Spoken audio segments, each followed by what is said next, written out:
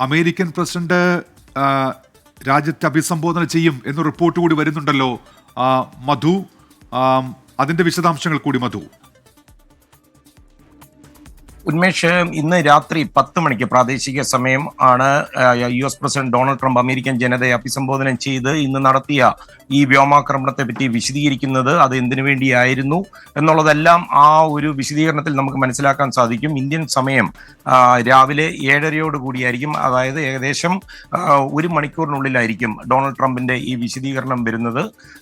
അപ്പോൾ ഈ യുദ്ധവുമായി മുന്നോട്ട് പോകുമോ അല്ലെങ്കിൽ അമേരിക്കയുടെ തുടർ നടപടികൾ, ഇതൊക്കെ ഒരുപക്ഷെ നമുക്ക് മനസ്സിലാക്കാൻ സാധിക്കും. ഉന്മേഷ്, മധു, ഒരു കാര്യം കൂടി, ഈ ട്രൂത്ത് സോഷ്യലിലുള്ള തന്റെ പോസ്റ്റിൽ വളരെ വിജയകരമായ ഒരു ആക്രമണം പൂർത്തീകരിക്കാൻ സാധിച്ചു എന്ന് ട്രംപ് പറയുന്നു. ഒപ്പം തന്നെ ഫോർദോ ഈസ് ഗോൺ എന്നാണ് ട്രംപ് പറയുന്നത്. ഇറാനെ സംബന്ധിച്ചിടത്തോളം അവരുടെ ഏറ്റവും അഭിമാനഭാജനമായ ഒരു ആണവ കേന്ദ്രമായിട്ടാണ് അവർ ഈ ഫോർദോയെ കാണുന്നത്. അപ്പോൾ ഫോർദോ ഈസ് ഗോൺ എന്ന് പറയുന്ന ആ ഒരു പ്രസ്താവന, സാധാരണ എല്ലാ കാര്യങ്ങളും ഒരല്പം അതിശയോക്തി കലർത്തി പറയുന്ന ആ ട്രംപിന്റെ രീതിയാണോ, അതേസമയം അത് കൂടുതലായ പ്രശ്നങ്ങൾ അല്ലെങ്കിൽ അത്തരത്തിലൊരു ആണവ കേന്ദ്രം പൂർണ്ണമായി നശിപ്പിക്കപ്പെട്ടു എന്നൊരു സൂചനയാണോ നൽകുന്നത്? കൃഷ്ണ, ഇവിടെ നമ്മൾ ശ്രദ്ധിക്കേണ്ട ഒരു കാര്യം, 2000-ൽ ഈ ഫോർദോ ആണവ നിലയ കേന്ദ്രവുമായി ബന്ധപ്പെട്ടുള്ള നിർമ്മാണ പ്രവർത്തനങ്ങൾ ഇറാൻ ആരംഭിച്ചത്. അതായത് ഒരു രീതിയിലും വ്യോമ മേഖലയിൽ നിന്ന് ഒരു ആക്രമണം ഈ ആണവ നിലയത്തിന് ഉണ്ടാകരുത്, അതുകൊണ്ടാണ് ഈ മലനിരകളൊക്കെ തിരഞ്ഞെടുത്തത്. പക്ഷേ ഓർക്കണം, ഏതാണ്ട് 9 വർഷത്തിന് ശേഷമാണ് ഇത് ലോകത്തിന്റെ കണ്ണിൽപ്പെട്ടത്. അതുകൊണ്ട് തന്നെ ഇപ്പോഴും ഒരുപക്ഷെ അമേരിക്കയുടെയോ അല്ലെങ്കിൽ ഇസ്രയേലിന്റെയോ ഇന്റലിജൻസ് നെറ്റ്വർക്കിന് കണ്ടുപിടിക്കാത്ത മറ്റ് പല ആണവ നിലയങ്ങളും ഇറാനിൽ ഉണ്ടായേക്കാം എന്നുള്ള അനുമാനങ്ങളുമുണ്ട്. ഇപ്പോൾ ഈ ഫോർദോയിൽ തന്നെ 2023-ലാണ് ഈ ഇന്റർനാഷണൽ ഏജൻസി പരിശോധന നടത്തുമ്പോൾ 83.7% സമ്പുഷ്ട യുറേനിയം അവർ എത്തിക്കഴിഞ്ഞു. 90% അത് അവർ ബോംബിലേക്ക് പോകാനുള്ള അതിനുള്ള ആവശ്യത്തിനുള്ളതായി.